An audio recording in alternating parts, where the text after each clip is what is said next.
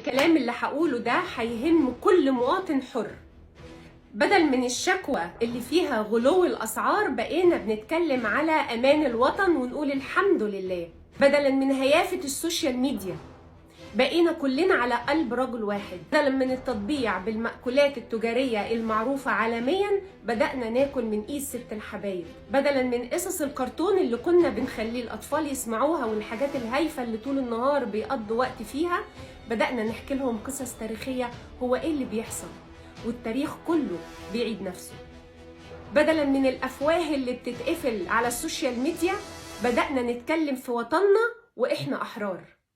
بدل ما كنا بنشوف أبطال هوليوود ونكون معجبين بيهم عملنا عليهم بلوكس وبدأنا نشوف الأبطال الحقيقيين. وبدل ما بنشوف ضحايا فلسطين بقينا بنقول عليهم شهداء متنعمين بإذن الله في نعيم الجنة. يا ترى الإيجابية دي هتاخدنا للحلم للوحدة العربية والأمة العربية؟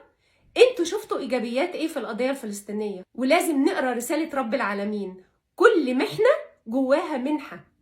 انت دور ايه المنحة اللي ربنا عطاها لنا في الأمة العربية علشان نصحى ونفوق من المخدر اللي كانوا بيدوه لنا كل السنين اللي فاتت.